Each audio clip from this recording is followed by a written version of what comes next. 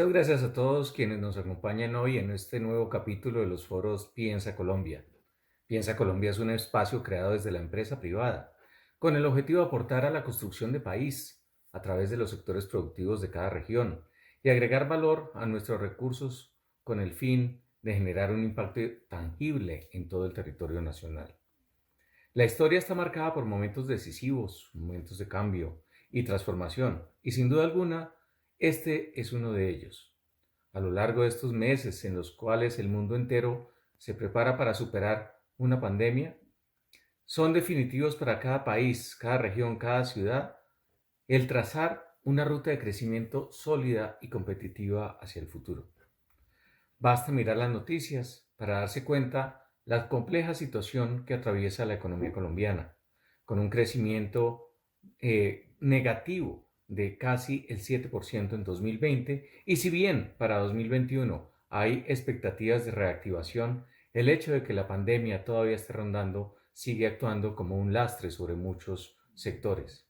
En tal sentido, se requiere la competitividad, la capacidad de innovar y la capacidad de emprender, que son las que en último término nos sacarán adelante, obviamente en la medida en que las reglas de juego sean las propicias. En la conversación de hoy hemos buscado reunir diferentes voces de la región, empresarios, emprendedores, líderes, estudiantes, pensadores, académicos y agentes de cambio para discutir las oportunidades estratégicas que pueden marcar la diferencia en la construcción de país. Los invito entonces a pensar en Colombia. Bienvenidos.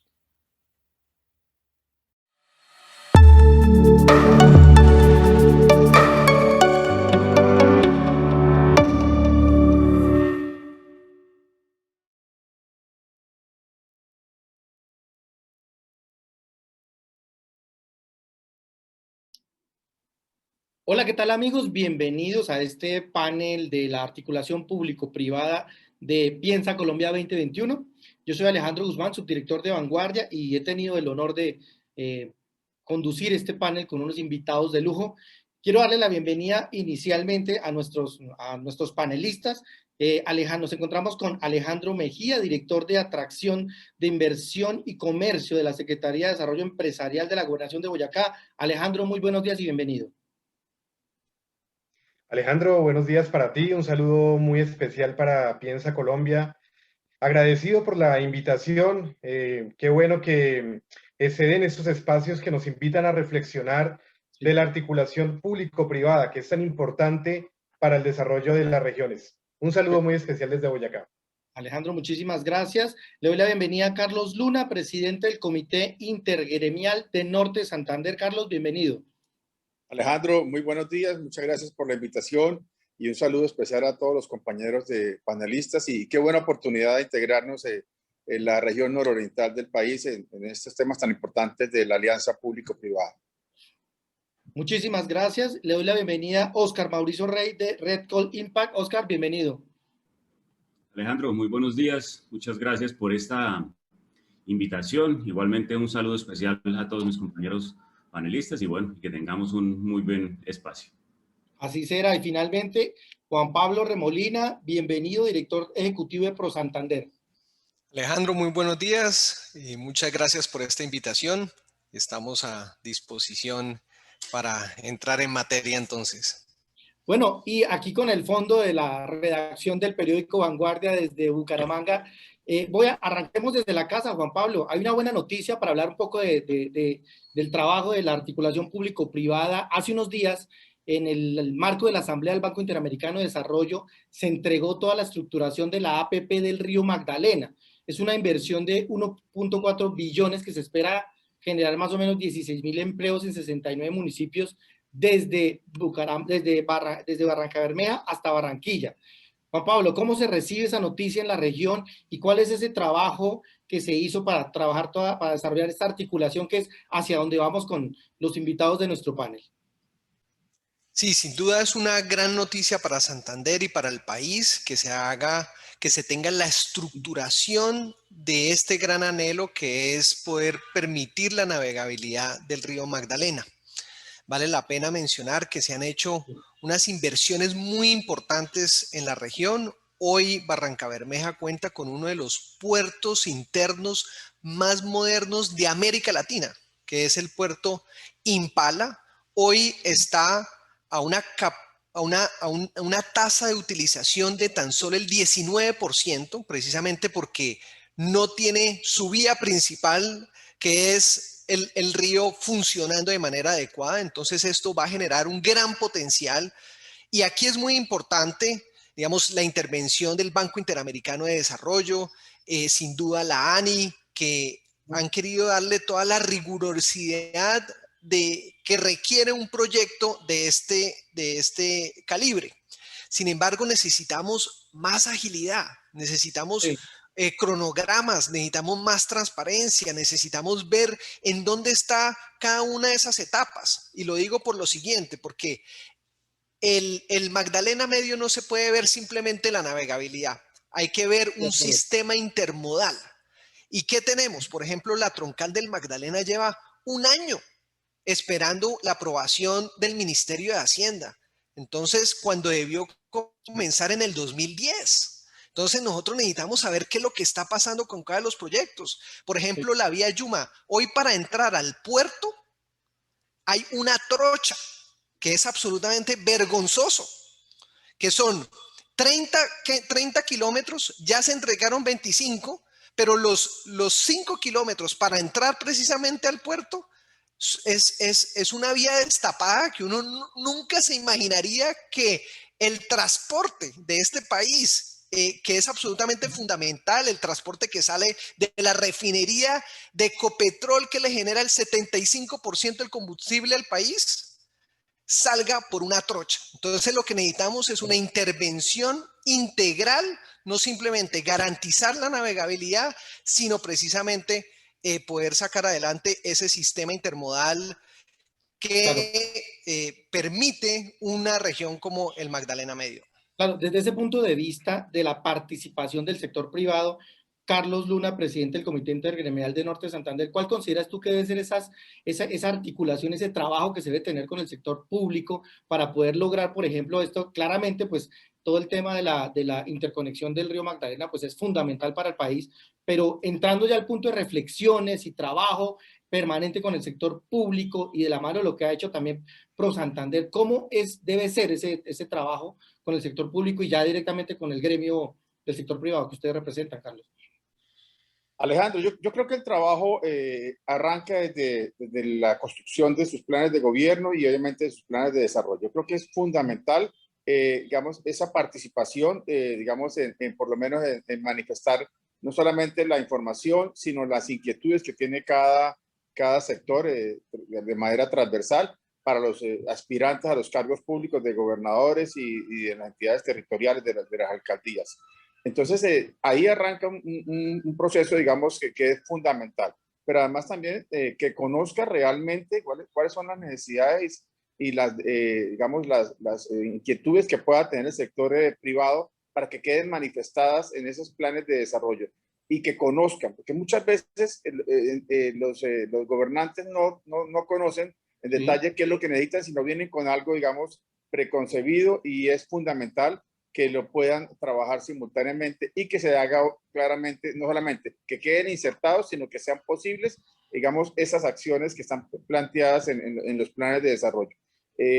Aquí en el norte de Santander tenemos obviamente unos retos muy grandes, digamos, en los temas primero de competitividad, de infraestructura. Estamos también trabajando, digamos, algunos sectores puntuales en el tema, digamos, de infraestructura, de conectividad con el río Magdalena, también en el tema de los sectores carboneros, en sectores mineroenergéticos, y también con conectividad a gas, que es fundamental. Y en esos procesos estamos claramente, digamos, identificados, pero lo fundamental en este momento es que podamos construir, digamos, y aplicar y desarrollar esos planes de desarrollo, digamos, con el conocimiento y el aporte del sector privado.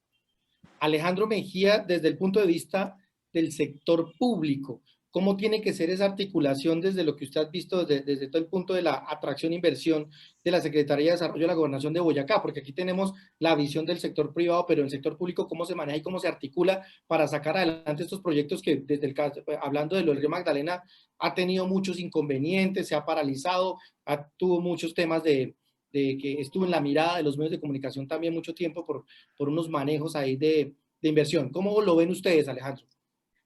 Bueno, pues Alejandro, lo vemos desde una perspectiva totalmente positiva y es desde ahí cuando la gobernación asume la responsabilidad de la internacionalización, del desarrollo, de la competitividad, de la innovación. Somos Sí. de las pocas agencias de inversión que pertenecen al sector público. Algunas pertenecen a las cámaras de comercio y otras pues un poco más independientes, pero en Boyacá creemos en el sector público y creemos que se pueden desarrollar todas las estrategias, pues porque es la gobernación la que delimita la planeación territorial. Entonces, cuando empezamos a hablar de atracción de inversión, pues nos damos cuenta que Boyacá no era competitivo. No había una política en la que decimos, un inversionista, ¿por qué no va a ir a Barranquilla o por qué no va a ir a Bogotá teniéndolo tan cerca? ¿Por qué nos va a preferir a nosotros? Es por eso que desde el sector público empezamos a diseñar la estrategia, ¿por qué invertir en Boyacá? Hacer más visible el departamento. Entonces, si vamos a ver, pues Boyacá es el único departamento que no tiene aviación. Y se lo decíamos al Aerocivil por allá en el 2017. Oiga, desde el aeropuerto El Dorado llegamos a cualquier departamento en Colombia, excepto a Boyacá. Y eso que tenemos 7 pistas, ¿no? Y de las primeras pistas en Colombia se crearon en Boyacá. Vamos a ver, y no tenemos zona franca. Entonces hay departamentos como Santander que ha desarrollado muy bien su logística internacional y pues hay departamentos que tienen 4 y 5 zonas francas. Pues Boyacá no. Entonces llegamos a la conclusión de que hicimos lo difícil y lo fácil no lo hemos podido hacer. ¿Qué es lo difícil? Posicionarnos como un departamento productor. El 80% de la canasta básica en Colombia se produce en Boyacá, pero no podemos transformar. No hemos desarrollado nuestra infraestructura, nuestra agroindustria, que nos permita tener plantas de transformación, pues al lado de las matas que están en Boyacá, ¿no? Claro, Y por no supuesto. solo para papa y cebolla. Hablamos de café, cacao, quinoa, panela, mieles. Eso lo empezamos a hacer. Es la estrategia que construimos en conjunto con ProColombia y es la que queremos mostrar al mundo. Ya avanzamos con el tema de aeropuertos. Estamos próximos a inaugurar el aeropuerto Juan José Rondón de la ciudad de Paipa, un proyecto súper ambicioso para la ciudad de Sogamoso y pues la zona franca del Bicentenario y pues adicional el tema de vías, que esa vía tan importante del río Magdalena, de la Ruta del Sol, aterrizar todo en el eje industrial, en el eje logístico que queremos en el centro de Colombia, en el centro de Boyacá. Toda la carga que viene de la costa atlántica llega a Puerto Boyacá y hay una vía 5G fabulosa que conectaría Puerto Boyacá, Chiquinquirá, Tunja, para todo el tema logístico y atracción de inversión y comercio exterior. Bueno, ya entraríamos a hablar de los temas puntuales. Quiero conocer la opinión de Oscar Rey de Red Call un poco sobre este tema de la articulación y el trabajo del sector privado con el sector público, específicamente desde el punto de vista de educación, y conecto también de la importancia del desarrollo que se está trabajando en el sector educativo, también en el trabajo con estas alianzas, Oscar. Y, miren, hay muchas cosas están pasando, digamos, en el mundo de la educación, especialmente en este mundo de hoy. Y antes que eso, quiero hacer referencia a dos cosas, a dos de nuestros panelistas, Norte de Santander y Boyacá. Y es que probablemente Santander es el departamento que mejor educación tiene después de Bogotá, pero si ustedes miran los últimos resultados, el colegio número 10 está precisamente en Boyacá, en Tuna. Y de los colegios públicos, Cúcuta y Pamplona aparecen 4 veces en el top 10. Eso quiere decir, digamos, en términos generales, que el Estado ha hecho una buena labor.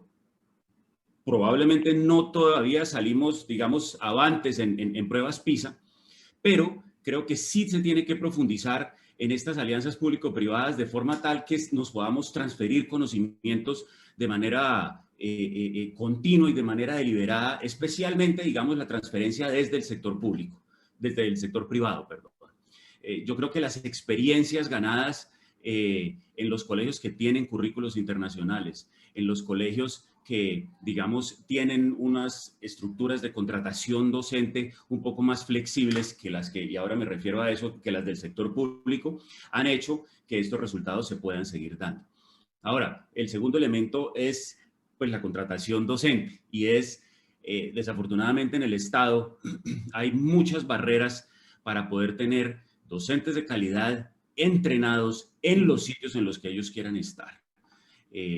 Las leyes inclusive empiezan al parecer a ir en contra de. Por ejemplo, una de las cosas que sucede es que las tarifas de los colegios o un porcentaje de las tarifas de los colegios están ligadas a que paguemos exactamente lo mismo que paga el sector público.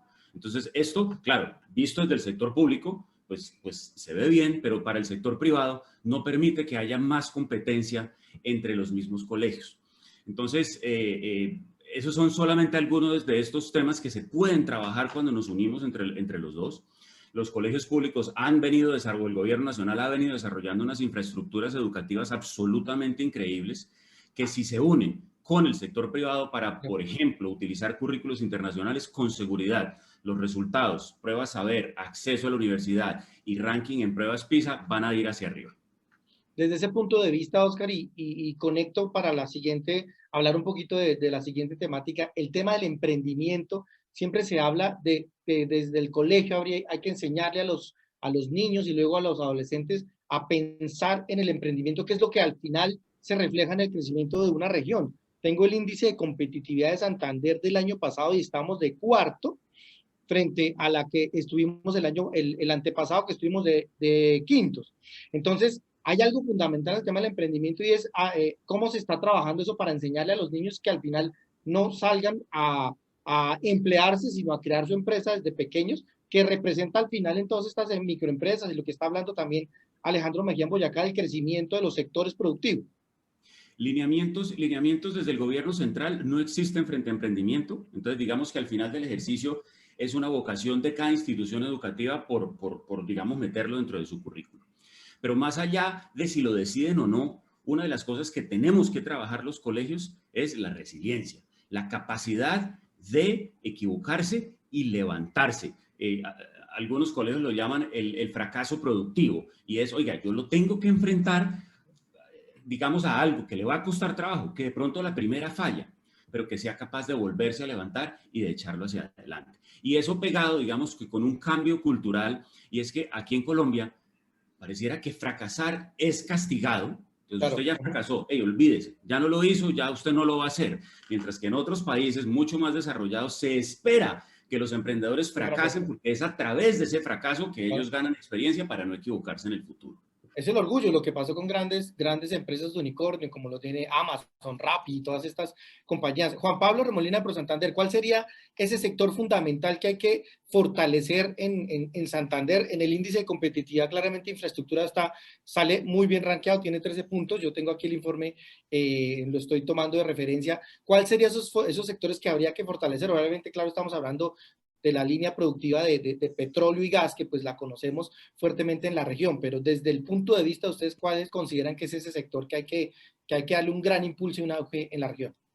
Sí, digamos, ahorita hace poco hicimos un estudio con un equipo de estudiantes de la Universidad de Harvard para poder identificar cuáles son los sectores donde deberíamos profundizar con el propósito de aumentar la diversificación y sofisticación económica. Y sin duda, digamos, ahí salieron varios sectores, el sector salud, el sector financiero, etcétera, etcétera. Hay unos temas de manufacturero importante, pero más allá de sectores en particular, que sin duda esos sectores deben ser aquellos donde el territorio tiene mayor capacidad para poder saltar a producir productos mucho más sofisticados y poder exportar, ¿sí? Pero lo que nos decía este estudio es que en Santander particularmente lo que debe haber es mayor coordinación. Es decir, si hay una de las limitantes del crecimiento económico, no solo es la infraestructura, sino también la coordinación entre los diferentes actores, con el propósito de generar un entorno favorable precisamente al crecimiento. De ahí que desde ProSantander y en articulación con otras instancias en el sector privado, hemos creado lo que se llama la Alianza por Santander, que lidera el gobernador de Santander y precisamente de manera con una frecuencia determinada, más o menos unos 2 meses, cada 3 meses, tenemos reuniones donde se reúne precisamente la dirigencia empresarial, académica y política, incluyendo la bancada parlamentaria. Es fundamental que podamos determinar cuál es la agenda común. Y en este caso, por ejemplo, pasamos de priorizar 24 proyectos a 10 proyectos concretos de decir, mire, si necesitamos algunos proyectos de infraestructura en Santander, son estos proyectos, esta es la priorización y tenemos una voz unificada ante el gobierno nacional y ante la opinión pública. Claro, Juan Pablo, se hablaron de sectores ahí, si me hablas de esos proyectos en los tres, sacando infraestructura claramente que es fundamental, ¿cuáles serán esos tres principales sectores que identificaron en ese estudio?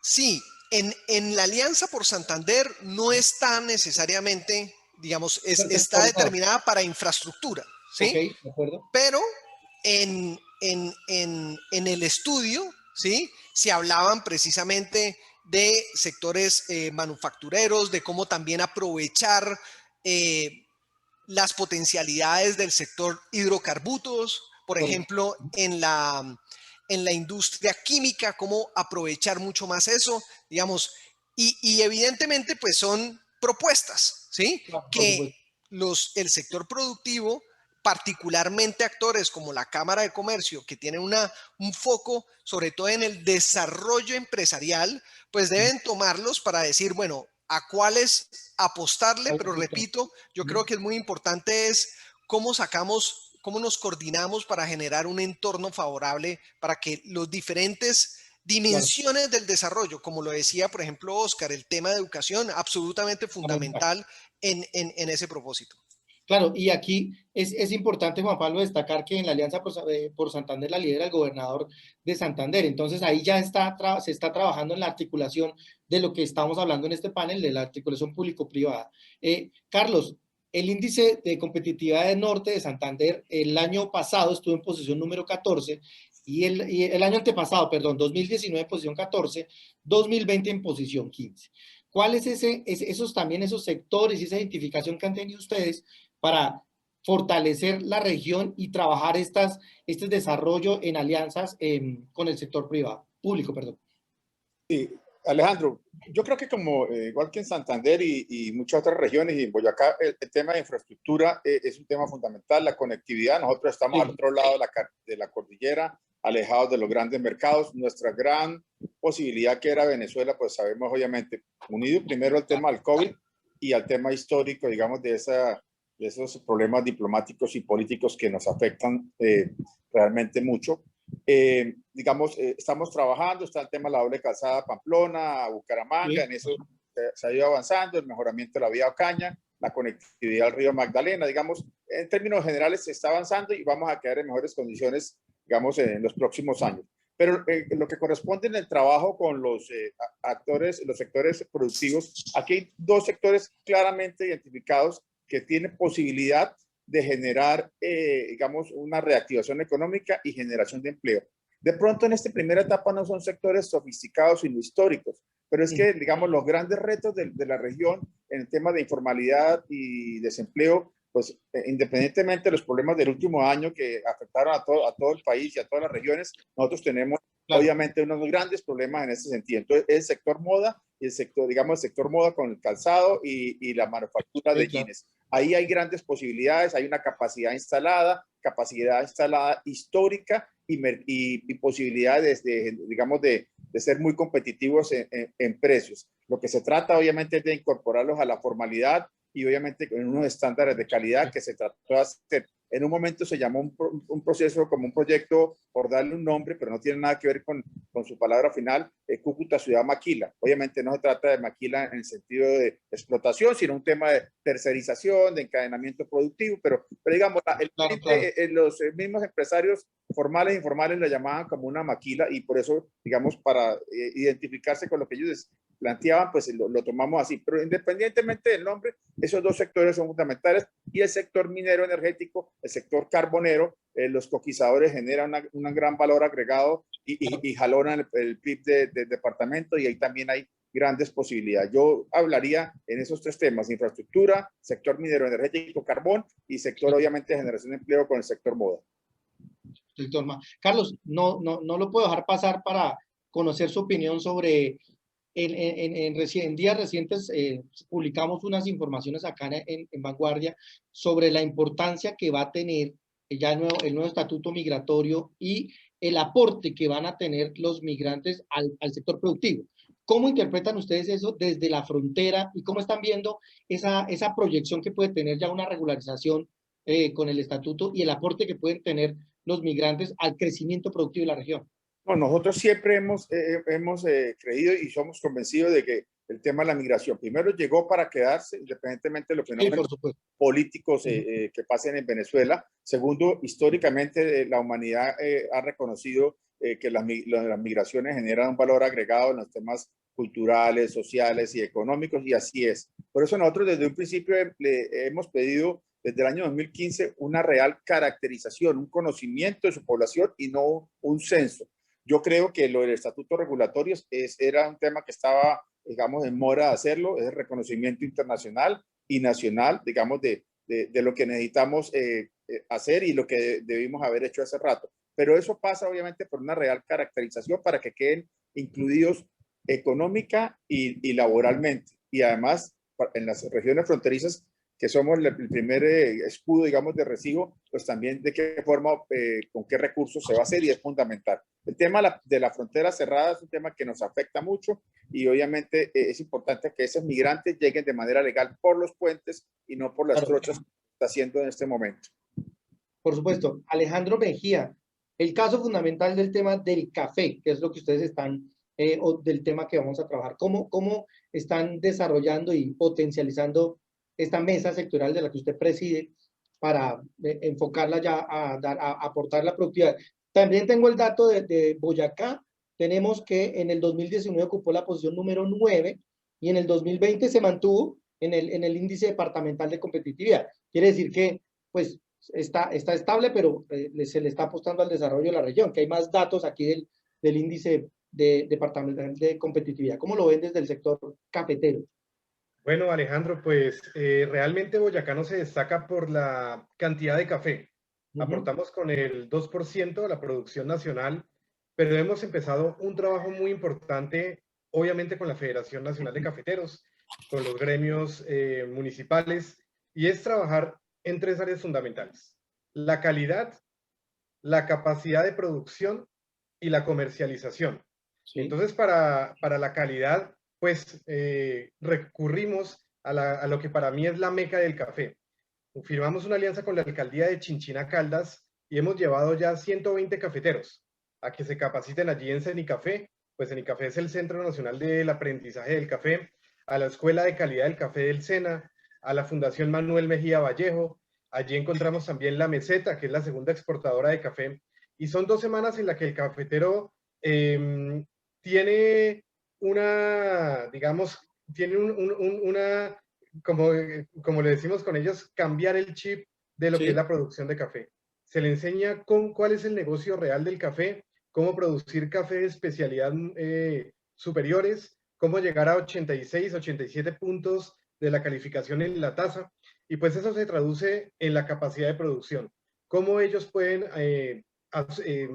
trabajar temas de rendimiento, trabajar temas de mejor pago por allí en las cooperativas y a quienes les venden el café, pero siempre teniendo el mercado internacional. Entonces, también es algo que se puede hacer desde el sector público. Estas alianzas, hemos estado en ferias en Miami, hemos estado en ferias en Italia, hemos estado en la Feria de Cafés Especiales de Nueva York, ¿sí? En la que pues es muy difícil que un cafetero pues vaya, pues pague el stand, pague etiquetes y aparte pues lleve cafés de muy buena calidad. Traiga negocios. Exacto. Le hemos dicho al cafetero, usted encárguese de alistar un café premium tipo exportación y nosotros como gobernación nos encargamos de todo. Del transporte, de montar el stand, de todo el tema logístico. Y ya que tú tienes el índice de competitividad ahí, puedes ver que Boyacá se ubica en el último lugar, en el puesto número 32, cuando el índice de competitividad habla de conectividad aérea, en el punto que dice pasajeros movilizados vía aérea, pues es injusto y es ilógico que en pleno siglo XXI Boyacá diga cero, pues porque no tenemos aviación. Ese fue el primer argumento y el principal argumento que le presentamos al exdirector de la Aeronáutica Civil, y le dijimos, y nos decía, pero es que ustedes tienen la mejor vía de ingreso a Bogotá. Decíamos, sí, pero ¿qué hacemos con Bucaramanga? ¿Qué hacemos con la costa? Con el sur del país. Entonces, es tomar esa foto del índice de competitividad y traducirlo en resultados, en gestión desde el sector público. Bueno, el tiempo es muy corto en estos espacios. Vamos a ver si logramos abordar otras dos temáticas. Me gustaría hablar del tema de los aspectos que consideran ustedes desde el punto de vista de su sector que se deben mejorar para que haya una verdadera articulación con el sector, con articulación público-privada. Juan Pablo, ¿cómo ven ustedes estos aspectos que tocaría mejorar? Ya sabemos de la alianza que se está haciendo con la Alianza por Santander, pero claramente hay muchos aspectos que toca fortalecer. ¿Cuáles son los que usted considera desde su punto de vista?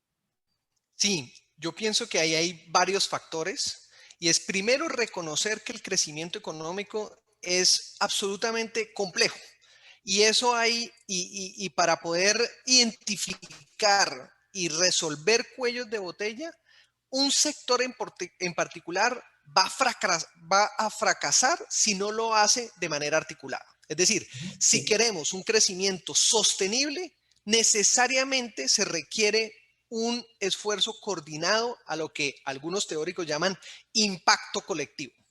De ahí, ¿eso qué implica? Primero, la unión del empresariado. En muchos casos, el empresariado tiene diferentes gremios, diferentes entidades, pero muchas veces no está unido. Entonces, poder plantear una agenda concreta a partir de evidencia, de argumentos, hablar de proyectos es absolutamente fundamental. Segundo, que haya una voluntad, un propósito común de trabajar de manera conjunta. ¿Y a qué me refiero a esto? Muchas veces hay reuniones, hay comisiones, etcétera, pero ahí es una voluntad, es unidireccional, ¿sí? Entonces, el gobernante va porque de pronto tiene esa obligación o para quedar bien, pero aquí se necesita un diálogo permanente, una gran interacción a partir de esos espacios sistemáticos de conversación. Y por último, yo diría que hay que hacer estos espacios muy productivos, lo que necesariamente se requiere tener actas, indicadores, poderle hacer un seguimiento de cuáles son esos compromisos. Claro, Oscar Rey, desde el punto de vista educativo, esos aspectos que tocaría mejorar en el sector, en el trabajo con la articulación público-privada, ¿a ustedes les ha tocado un año fuerte con todo el tema de la alternancia, con todo el tema de lo que viene con la educación de los niños? ¿Cuáles son esos aspectos que considera usted que tocaría fortalecer? Digamos que mientras Juan Pablo hablaba, tomé como 4 cosas que creo que son fundamentales en el mundo educativo. El primero es una política pública clara. Es decir, queremos que los privados le ayuden al sector público, que es entendido como que la educación debería ser un servicio público proveído por el Estado. Entonces, sí o no. Tiene que ser sí, porque si no, entonces digamos que el sector privado no podría avanzar en eso. El segundo elemento, transparencia en los procesos de contratación. Sé que esto aplica para todos, pero en educación es como no politizarlo. Oiga, esto es en pro de los estudiantes, no es para darle gusto a esta persona o este grupo o este. El tercer elemento, cómo nos alineamos con FECODE y con otros actores sociales. De nuevo, digamos que muchos de ellos dicen, oiga, no, es que el sector privado paga menos, es que da menos beneficios, es que la educación no puede ser privatizada. ¿Cómo nosotros nos alineamos para tener un mismo discurso? Y un cuarto elemento, digamos que ya tendría que estar conectado hacia infraestructura, hacia conectividad, hacia internet, computadores, por supuesto, entrenamiento y demás. Pero creo que si los 3 anteriores que acabo de mencionar se dan, el tema podría coger tracción. Claro, porque siempre se habla del porcentaje, el nivel de la brecha digital que existe. Nosotros hemos encontrado muchos casos de de colegios y regiones muy apartadas aquí en Santander, donde los niños no tienen la manera de conectarse y tampoco tienen el dispositivo, que es una gran falla que se tiene para poder conectar las aulas en este momento. Mira, Alejandro, que hoy, digamos, los expertos académicos hablan del año perdido en la educación. Sí, señor. Tema delicadísimo, por supuesto. ¿Quiénes son los más afectados? Sector vulnerable y sector público. Los colegios privados, los que tenían computador en casa, internet de alta velocidad, acceso a plataformas de aprendizaje, salieron adelante. Digamos, los temas socioemocionales son otros, pero los temas académicos van a ir avanzando. Pero en el otro, en donde ni siquiera alcanzaban a recibir las guías, es una cosa... Pues, sí, hemos tenido casos también y varios proyectos que estamos adelantando aquí desde el Sistema Informativo Santander, donde estamos comunicando, llegando a los niños por todos los canales. Estamos hablando de conexión por internet, mandamos por WhatsApp, por redes, y directamente al colegio estamos entregando información en cartillas, porque lo que dice Oscar es una realidad. Carlos, ¿cómo ven ustedes desde el punto de vista de los aspectos que tienen que mejorar para que estas alianzas público-privadas funcionen y logren estos resultados, y específicamente del lado de ustedes con el tema fronterizo, que es fundamental? Creo que estás muteado, Carlos. Hola, perdón. Alejandro, nosotros estamos, digamos, en un trabajo muy fuerte desde diferentes sectores, digamos, en el marco del Comité Intergremial, el sector de servicios, Cotelco, ANATO, ACODRES, sí, los exportadores, Colfecar, Asocambios, y realmente el gran número de empresarios, porque la afectación, digamos, y el trabajo, la tarea que tenemos en este momento es un trabajo con las entidades territoriales, locales y regionales, con el tema del cierre de la frontera. Para nosotros el cierre de la frontera es un tema fundamental, estructural. Las agencias de aduana tuvieron que trasladarse a Maicao, los transportadores, los fletes han aumentado por carga muerta, el tema hotelero, esto era un hub de entrada y salida desde y hacia Venezuela como tal, las frecuencias aéreas se redujeron, las remesas se redujeron, que eran importantes, el tema cambiario también. O sea, en conclusión, estamos trabajando inicialmente territorial, regionalmente y localmente. Inclusive hemos tenido reuniones con actores pares en Táchira para que ellos hagan su tarea. Es un tema complejo por lo político, por las diferencias políticas y diplomáticas, pero nuestra principal tarea de coordinación y de alianza público-privada está en mostrar, obviamente, primero, la gran problemática que tenemos en los temas de ilegalidad, de seguridad y salud pública, porque también el tema del COVID es una prioridad para nosotros como tal.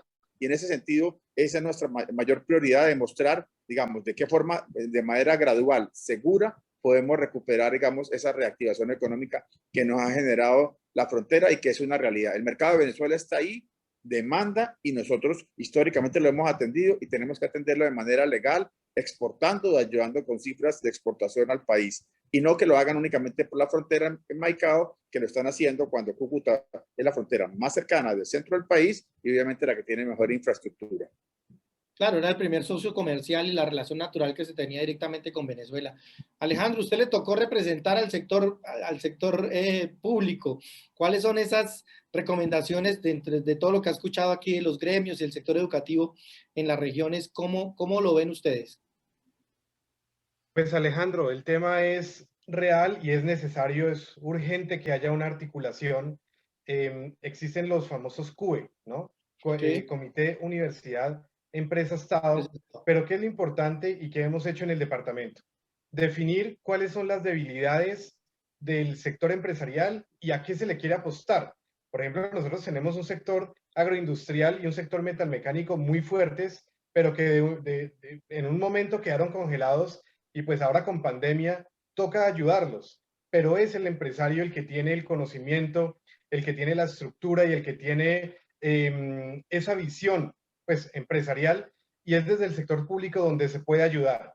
Es un momento muy complicado para todos los sectores, turismo, comercio, entonces el sector público es el que está llamado para articular, para crear estrategias y de verdad que den algún resultado.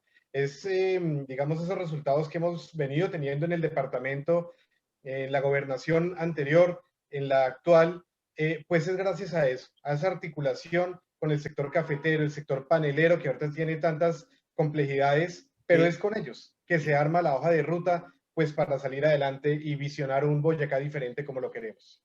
Bueno, ya estamos a minutos de terminar, pero quiero no dejarlos ir con algo que me cuenten rápidamente sus opiniones.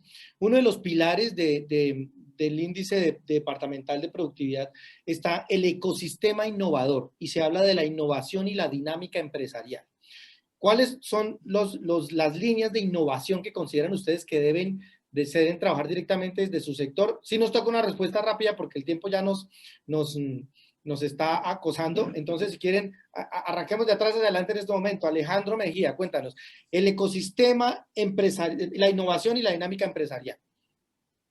La innovación para nosotros es fundamental, Alejandro.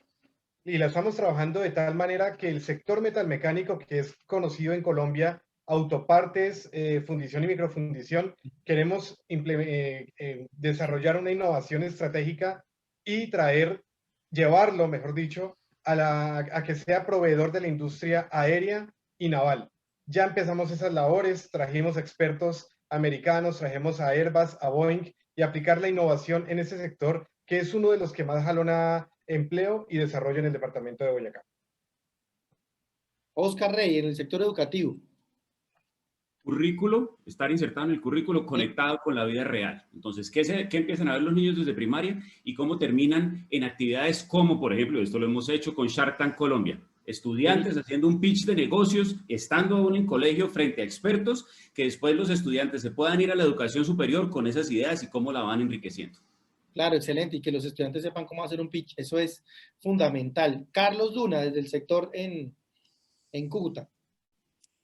Alejandro, digamos, desde el Centro de Innovación y Tecnología, digamos que es un programa un proyecto que está trabajando la Gobernación de Departamento y también sí, el fortalecimiento del clúster TIC, el clúster de los desarrolladores tecnológicos en el norte de Santander, está muy fortalecido, es un sector que ha crecido mucho, que factura muy bien y que claramente también ya está en la mira, digamos, de actores internacionales para que puedan desarrollar desde Cúcuta, obviamente, digamos, grandes soluciones para las empresas.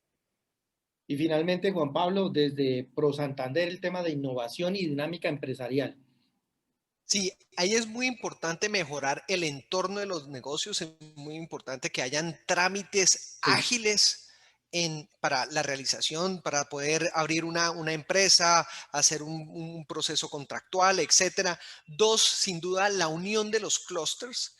Y 3, yo pensaría que un tema muy importante son cómo se crean habilidades gerenciales para la innovación y en Santander particularmente con un enfoque asociado a la internacionalización. Necesitamos que nuestros empresarios estén dispuestos a exportar, a unirse, a trabajar en equipo y en ese sentido, con estas particularidades, yo estoy convencido que, por ejemplo, Santander puede recuperar su tercer lugar, que lo perdió este año frente al Valle de Cauca en el índice departamental de competitividad, al pasar del tercero al cuarto puesto, y podemos lograr de manera articulada y si pedaleamos más rápido, precisamente un desarrollo sostenible y unos mayores niveles de competitividad para el departamento. Efectivamente, el cuarto puesto y en el tercero en el 2019, tiene razón Juan Pablo. Bueno, muchísimas gracias a todos ustedes. Hay muchos temas que se nos escapan, pero pues desafortunadamente pues por temas de tiempo no alcanzamos. Creo que es una tarea fundamental. Yo creo que el tema del cambio, de lo que hablamos, el tema de innovación es importantísimo para todos los empresarios y directamente desde la educación también. Innovar y fortalecer todo el tema de lo que habla Juan Pablo de las alianzas y una agenda también completa y crear una dinámica entre el sector público y el sector privado. Muchísimas gracias a todos por acompañarnos en este panel de la articulación público-privada en Piensa Colombia 2021. Estamos seguros pues que más adelante, yo creo que en la siguiente versión de este panel volveríamos a encontrarnos para mirar el avance y esperemos que ya este año y ya lo que viene sea muchísimo mejor. Gracias a todos por su participación y esperamos volvernos a ver en otro espacio. Hasta luego.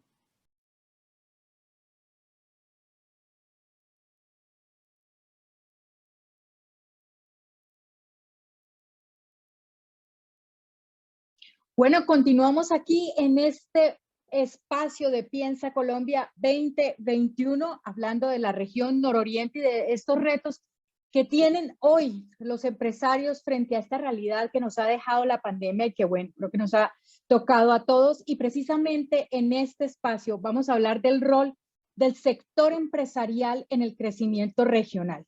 Y para hablar de ello tengo unos invitados, como dicen, de lujo. Estoy con Marta Luz Gómez Núñez, gerente general de Colchones El Dorado, una empresa que no necesita presentación porque creo que está en el corazón de todos los colombianos. Juliet Susana Mesa Murillo, directora ejecutiva de Pro Barranca Bermeja, una entidad sin ánimo de lucro que pretende articular precisamente a todo el sector empresarial de Barranca Bermeja para impulsar al Magdalena Medio y a esta importante región santandereana. Víctor Méndez, director regional de Colfecar Norte de Santander. Colfecar es la Federación Colombiana de Transportadores de Carga por Carretera. Y cerramos con Juan Diego Rojas, director de Core School of Management de la Universidad Autónoma de Bucaramanga, un espacio pensado precisamente para ayudar a los empresarios desde la academia a sacar las mejores habilidades y prácticas administrativas para potenciar sus negocios. Y bueno, comencemos ya en materia, hablando precisamente de cómo el sector empresarial puede ser ese gran motor de impulso de la región y del crecimiento económico. Yo quiero empezar con Marta Luz Gómez de Colchones El Dorado porque me pareció bellísima la historia, creo que muchos colombianos no la conocen, del origen de Colchones El Dorado. Precisamente su fundador, que es Gumersindo Gómez, es un hombre que en 1956 funda Colchones El Dorado, pero la historia arranca mucho más atrás. Resulta que es un hombre que empieza a hacerse a pulso y cambiaba leerle a los jóvenes del pueblo de esta vereda Tapias, en Boyacá, les leía las cartas a los analfabetas de la región a cambio pues de dinero. Y así empezó a darse cuenta que podía empezar a desarrollar. Trasciende iniciativas de panadería, de crear herramientas para el arado y demás, hasta que finalmente se recibe con un carpintero que tiene una fábrica de colchones y le enseña a tapizar y a hacer colchones. Y nace así esta empresa tan querida por todos los colombianos que es Colchones El Dorado. Precisamente, Marta, con esta historia tan inspiradora de esa empresa que tú diriges, ¿cómo decirle hoy a esta cantidad de empresarios colombianos, a esta cantidad de empresarios que hay en esta región que nos une, cómo impulsar estas iniciativas emprendedoras y convertirse en verdaderos empresarios? Marta, bienvenida. Bueno, te doy las gracias y efectivamente Colchones El Dorado lleva 65 años en el mercado.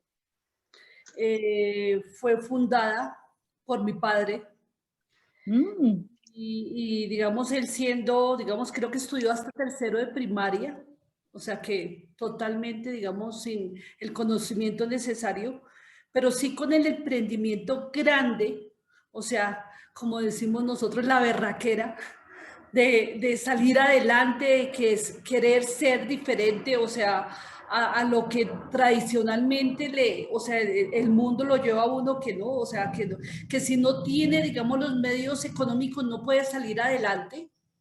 Y aquí es cuando él, o sea, durante sus 65 años, que él está, en este momento él tiene 84 años, él siempre fue una persona totalmente innovadora.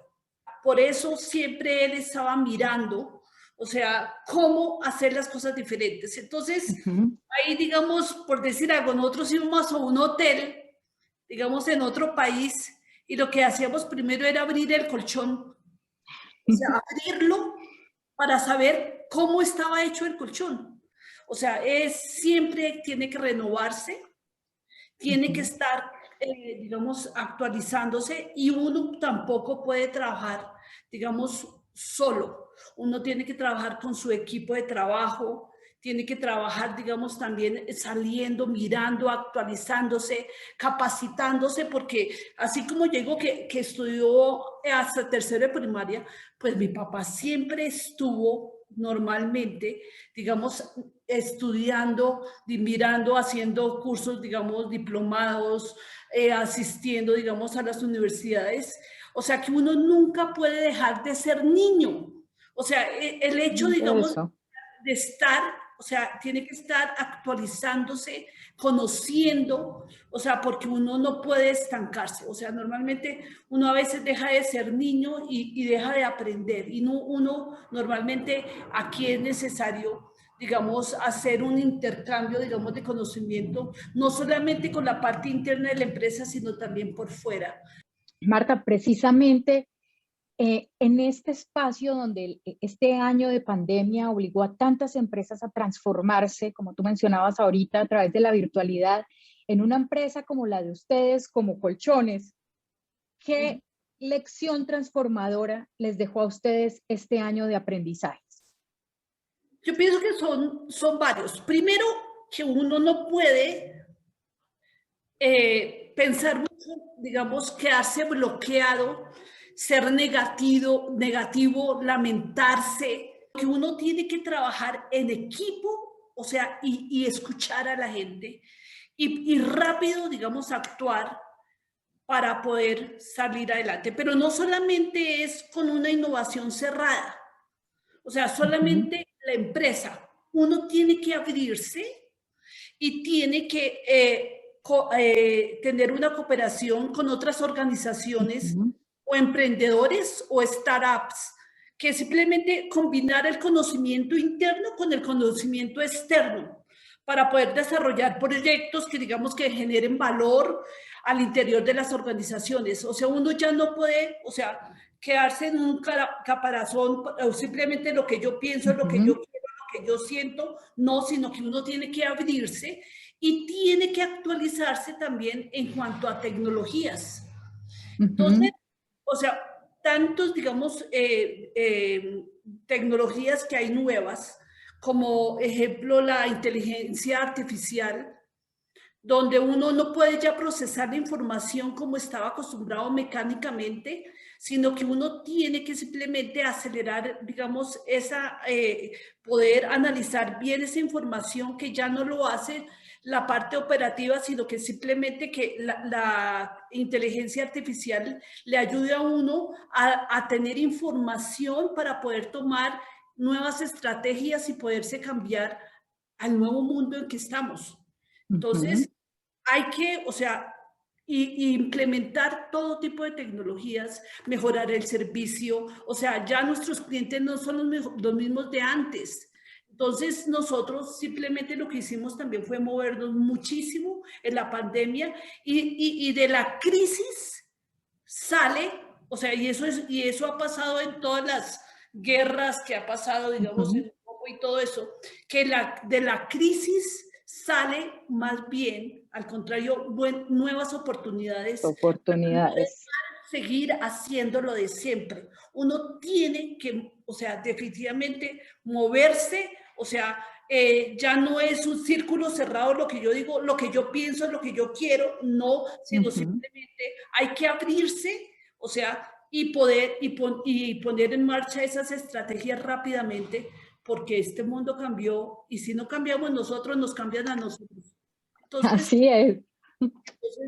Eso es lo que hay que hacer. Actualizarse, siempre renovarse. Me encantó esto, nunca dejar de ser niño, siempre tener esa inquietud, tecnología, innovación, y tú dices algo muy importante, aliarse, unirse también a quienes han hecho las cosas bien. Y quiero preguntarle precisamente a Juliet Susana Mesa Murillo, que está al frente de Pro Barranca Bermeja. Es una entidad que tiene precisamente esta misión que tú mencionas, Marta, y es unir al sector empresarial para trabajar en beneficio de la región.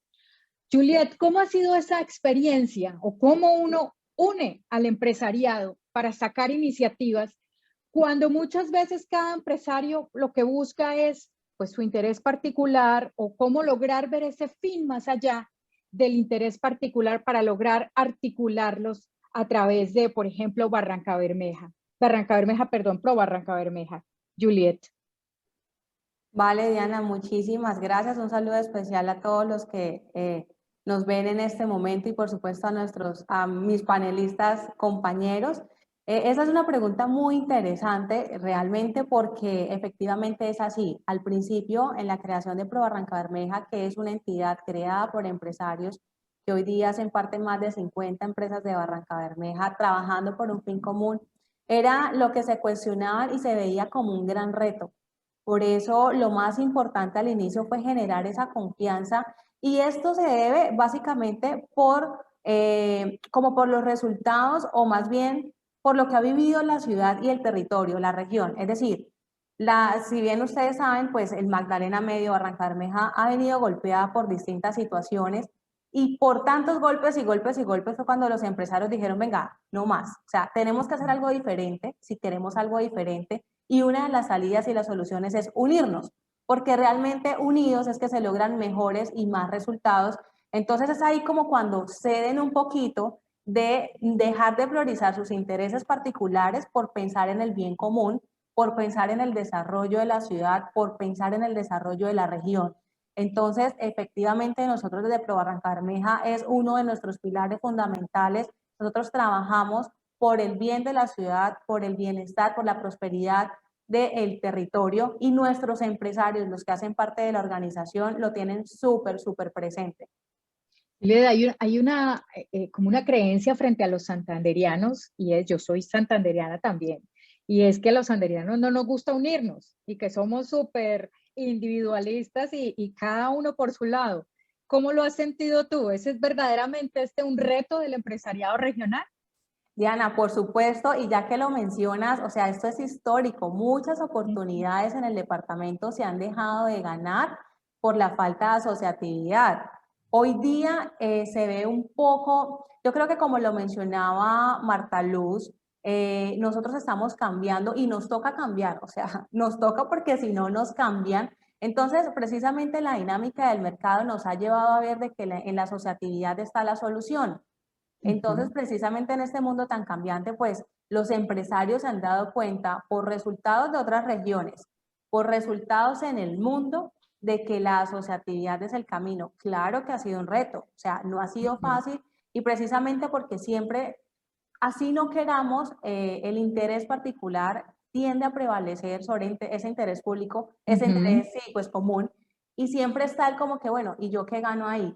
Siempre, Ajá. siempre. ¿Y yo cómo voy ahí? ¿Y yo qué voy a obtener? ¿Qué beneficio voy a obtener? Pero pues es un trabajo de generar esa confianza, de compartir esa visión, porque realmente yo creo que cuando se comparte una visión a largo plazo, cuando hay unos objetivos, unas metas definidas y como una estrategia clara, es mucho más sencillo, no es fácil, pero sí es mucho más sencillo lograr conectar al empresariado. Es decir, que ellos se unan a esta visión conjunta y por supuesto, cuando se hacen las cosas bien, cuando se tienen resultados, pues se logra consolidar como ese grupo que se ha ido uniendo y que empieza a creer en que de verdad uniéndose es el camino.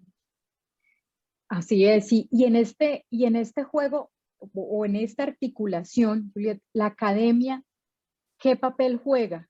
Porque uno diría, sería interesante que desde la academia se estimule esta unidad empresarial, esta unidad. ¿Cómo ves tú ahí el papel de la academia?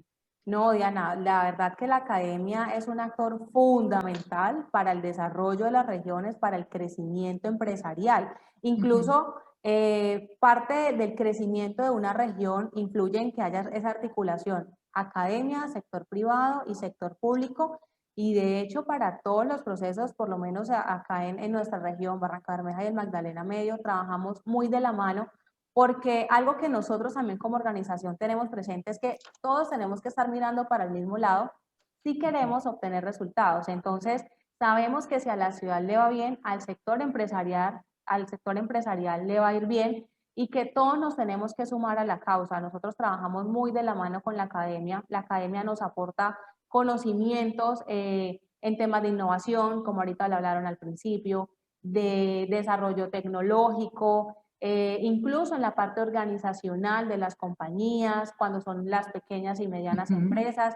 Entonces, ellos juegan un papel muy, muy importante porque a la final en la academia están esos semilleros, están esos cerebros nuevos, frescos, con ideas innovadoras que llegan a transformar y pueden aportar muchísimo a las empresas. Ok. Juan Diego, te tenía para el final, pero creo que con esta pregunta me toca ya. Juan Diego, precisamente la academia, desde CORE y el programa que ustedes tienen en la UNAP de querer precisamente mejorar estas prácticas empresariales, ¿qué han detectado? Que es como esa necesidad que les falta a los empresarios de la región para realmente convertir sus iniciativas en verdaderas empresas pujantes. Diana, muy buenos días y un cordial saludo a todos los asistentes al panel y a mis colegas acá de debate. Precisamente en la Universidad Autónoma de Bucaramanga creamos CORE, la Escuela de Negocios, como un espacio para activar conversaciones de valor. Son tres las situaciones que normalmente un empresario vive transversalmente a lo largo de su vida o de su ciclo empresarial. El primero es la soledad, digamos, la soledad del poder, el tomar decisiones que al final pues no se consultan con nadie y tomar decisiones bajo mucha presión y bajo muchísima incertidumbre. Y la pandemia que estamos viviendo elevó los niveles de incertidumbre pues a unos márgenes nunca vistos. El segundo elemento que ve todo empresario es que carece de espacios para tener conversaciones con pares y similares. Normalmente, y especialmente como tú lo decías, en la región nororiente, pues están las afugias del día a día que están muchos tratando pues de sobrevivir y de mantenerse vigentes, pero se nos olvida a veces que entre todos podemos resolver varios problemas. Y el tercero es esa certeza de que el ser empresario es un arte. No necesariamente tiene que haber pasado uno por la universidad para ser un empresario exitoso, y al ser un arte, la Escuela de Negocios quiere convencer y ratificar, como mencionaba Marta Luz al principio, que a pesar de ser gente muy buena, siempre podemos ser mejores. Entonces, desde la universidad estamos tratando de precisamente otorgar esas herramientas y esos programas para tener espacios de conversación con pares y similares, identificar que somos personas en un proceso continuo de mejoramiento, y ver también cómo le bajamos un poco esa soledad y en estos tiempos de incertidumbre, indudablemente muchísimas personas encontraron refugio en el aprendizaje, en el acceso a nuevas maneras de hacer las cosas, y creemos que tenemos mucho que aportar para continuar con esa senda de reactivación prevista para este 2021. Juan Diego, siempre se habla, todos lo han mencionado acá, de innovación, de apps, de iniciativas que rompan los esquemas, pero uno siente un poco que la academia sigue formando a los profesionales de una manera conservadora. Los programas siguen siendo donde más se inscriben los estudiantes: derecho, comunicación social, tal vez, medicina, no sé. ¿Está la academia yendo o no entendiendo con la velocidad que necesita estos cambios que nos traen y estos retos que nos traen los nuevos tiempos? Yo creo, Diana, que tal vez uno de los positivos aprendizajes que nos deja toda esta pandemia del confinamiento fue la rápida aceleración con la que tuvimos que abordar muchísimas industrias, la transformación digital. Y si bien la academia inició hace muchos años los procesos de virtualización, de esquemas de aprendizaje activo, de modelos híbridos, fue gracias a lo que sucedió el año pasado que indudablemente todos nos dimos cuenta que había nuevas maneras de hacerlo. Yo creo que las lecciones han sido interiorizadas por parte de muchas universidades en Colombia y en el exterior, y a pesar de que lleguemos a unos esquemas con la vacunación y demás, a una especie de normalización de ciertas cosas, industrias que se transformarán para siempre, la educación superior. Frente a tu inquietud de que si no hemos aprendido o que si estamos siempre ofreciendo lo mismo, yo diría que no. Yo creo que sí estamos haciendo un esfuerzo. Esquemas como el que promueve Pro Barrancabermeja y otros espacios precisamente buscan ese acercamiento entre el sector productivo y la academia.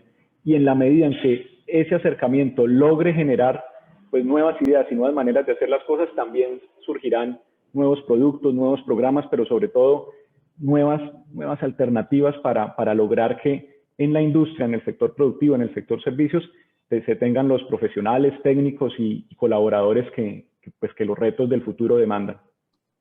Así es, Juan Diego, y si algo cambió precisamente en este tiempo fue ese requerimiento de servicios que antes se hacía yendo al lugar, de pronto yendo al comercio. Hoy el comercio como electrónico se volvió como en la alternativa viable, y también pues eso requirió un cambio y unas transformaciones en todos quienes tienen estos procesos de logística y carga. Por eso le quiero preguntar a Víctor Méndez, director regional de Colfecar, y luego quiero volver con todos ustedes, no se me vayan a ir de ahí, por favor. Víctor, ¿cuál fue ustedes desde el transporte de carga este gran reto en un momento en el que el gobierno dice cerremos todo, no se puede salir y la gente está en su casa, pero cada vez requiere más y más y más servicios en la puerta de su casa? Víctor, ¿cuál fue para ustedes ese principal, desde el punto de vista de los transportadores, como ese principal reto y ese principal crecimiento como sector empresarial en esta pandemia?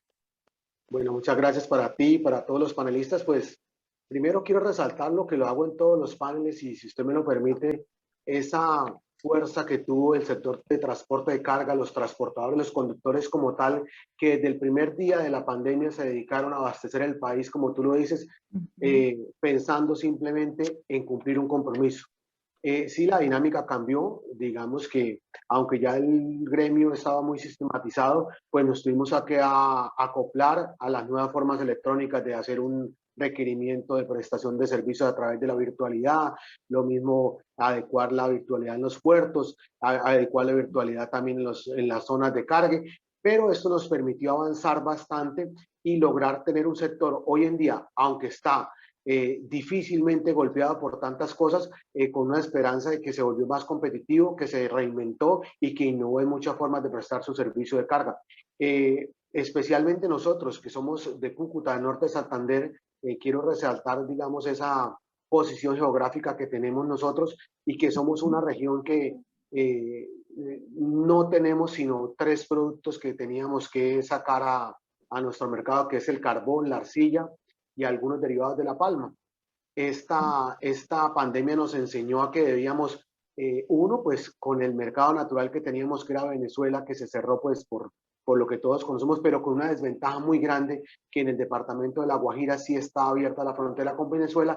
Entonces, esa fuerza que tuvo que tener el exportador de norte de Santander para su mercado natural, ir hasta La Guajira de una vuelta, nos ha tenido realmente muy golpeados, y estamos a una expectativa de que con las nuevas alternativas que nos está dando el gobierno nacional a través de la zona económica especial de exportación, a través de la zona franca de Cúcuta, que la está ahorita administrando Santander, y con todas estas nuevas herramientas, pero necesariamente nosotros insistimos que el mercado venezolano es nuestro mercado natural, que lo tenemos aquí a 3-4 kilómetros, además de que pues es una economía que se está dolarizando y que tenemos la esperanza de que el sector comercial, gremial, empresarial crezca a través de esta nueva alternativa si hay una apertura de la frontera.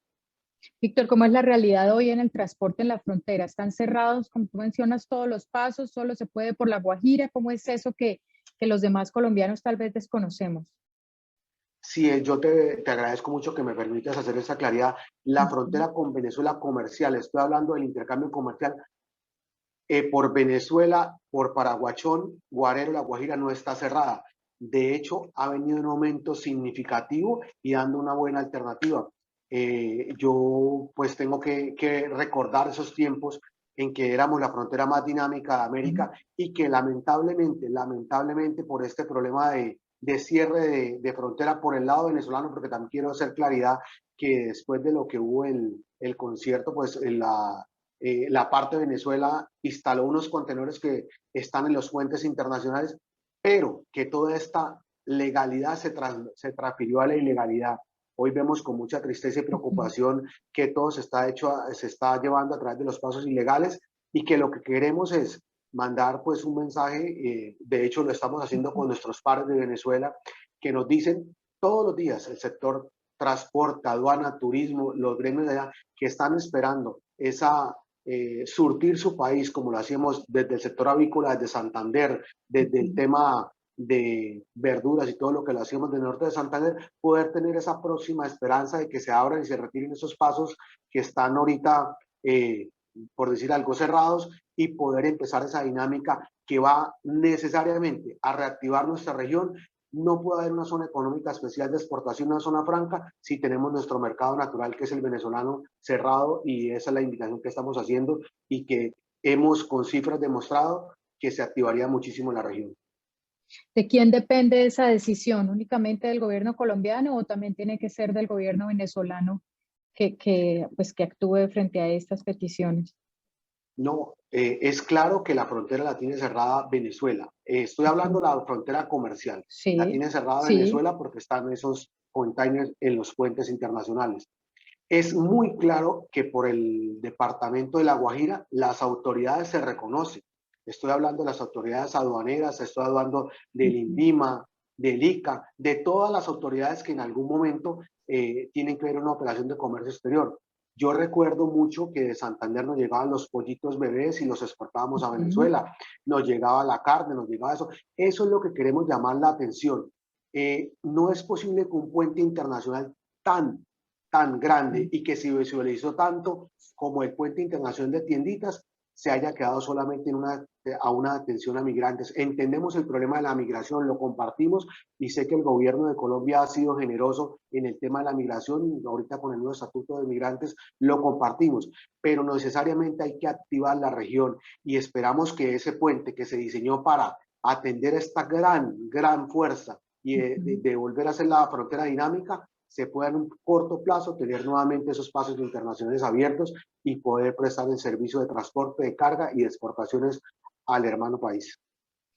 Víctor, así es, y es increíble también que una realidad como esta permanezca o no esté en la agenda diaria del país cuando es algo que por lo menos a esta región le implica o incide tan directamente en todo su comercio como tú lo mencionas.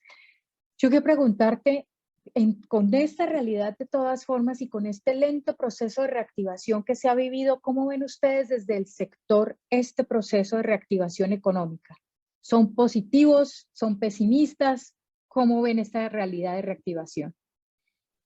No, nosotros somos pesimistas. De hecho, el solo hecho de estar llamando la atención y en querer decir, como tú lo dices, que se incluya en la agenda. Nosotros en unos pocos días vamos a tener visita presidencial, y es el llamado al gobierno a eso. Entendemos todos y estamos de acuerdo en la posición que muchas veces tiene el gobierno hacia Venezuela, pero no queremos esa desigualdad que tiene la región. Es que entendamos que para nosotros ir a hacer una exportación desde, estoy hablando desde los dos Santanderes, por hacer algo o desde Cúcuta, tenemos que ir hasta Barranquilla, Guarero, al departamento, recorrer medio país, teniendo un puente internacional a 8 kilómetros. Es lo que nosotros no entendemos, y es el llamado a decir, listo, las diferencias políticas las entendemos, pero nosotros, hoy precisamente salgo de esta reunión a una reunión con los pares de Venezuela.